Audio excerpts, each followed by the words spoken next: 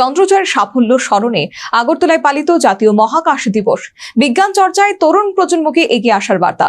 মহাকাশ প্রযুক্তি ছাড়া প্রযুক্তির অগ্রগতি অসম্পূর্ণ, বললেন মন্ত্রী। চন্দ্রযান-3-এর ঐতিহাসিক সাফল্য স্মরণে আগরতলায় পালিত হলো জাতীয় মহাকাশ দিবস। মঙ্গলবার প্রজ্ঞা ভবনে আয়োজন করা হয় এই বিশেষ অনুষ্ঠান। উপস্থিত ছিলেন রাজ্যের বিজ্ঞান ও প্রযুক্তি মন্ত্রী অনিমেষ দেববর্মা, ছিলেন দপ্তরের আধিকারিক এবং অন্যান্য বিশিষ্ট ব্যক্তিরা।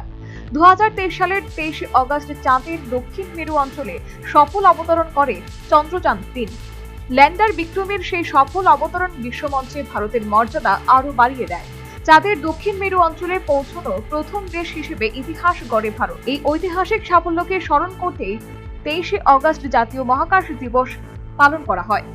অনুষ্ঠানে মহাকাশ গবেষণার গুরুত্ব তুলে ধরেন মন্ত্রী অনিমেষ দেববর্মা। তার কথায়, মহাকাশকে বাদ দিয়ে কোনো প্রযুক্তি সম্পূর্ণ হতে পারে না। ন্যাশনাল স্পেস ডে, এটা তো space does not belong to Tripura alone. Space is for the entire globe. পৃথিবীর যদি লাভ হয়, ত্রিপুরারও লাভ হবে। তো স্পেসকে বাদ দিয়ে কোনো ধরনের টেকনোলজি ইজ ডেফিনেটলি ইনকমপ্লিট।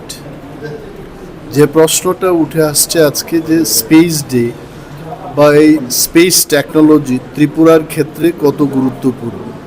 ত্রিপুরার ক্ষেত্রে সাংঘাতিক গুরুত্বপূর্ণ, কারণ আমাদের এখানে ফরেস্ট আছে, ইন্টারন্যাশনাল বর্ডার রয়েছে, আমাদের ফার্মার্সদের জন্য, ফিশারিদের জন্য, সমস্ত কিছুর জন্য আমাদের যে গ্রাউন্ডে যারা কাজ করছেন তাদের যে দুইটি চোখ, এই চোখটা স্পেসে আরও একটা পেয়ার চোখ দিয়ে আগেভাগেই আবহাওয়া সম্পর্কে বা ফরেস্ট ডিস্ট্রাকশন সম্পর্কে, ইন্টারন্যাশনাল বর্ডারে কি হচ্ছে, এই সমস্ত জিনিস যদি তদারকি করতে হয়, স্পেস সায়েন্সকে বাদ দিয়ে পুরোটাই।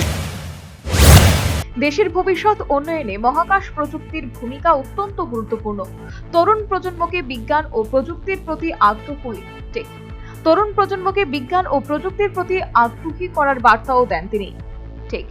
তরুণ প্রজন্মকে বিজ্ঞান ও প্রযুক্তির প্রতি আগ্রহী করার বার্তাও তিনি দেন। চন্দ্রযান-3-এর অবতরণ স্থলের নাম রাখা হয়েছে শিব শক্তি পয়েন্ট। ভারতের বিজ্ঞানীদের এই সাফল্য আগামী প্রজন্মকে নতুন স্বপ্ন দেখাবে।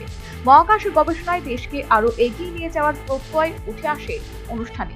Bureau report, news vanguard.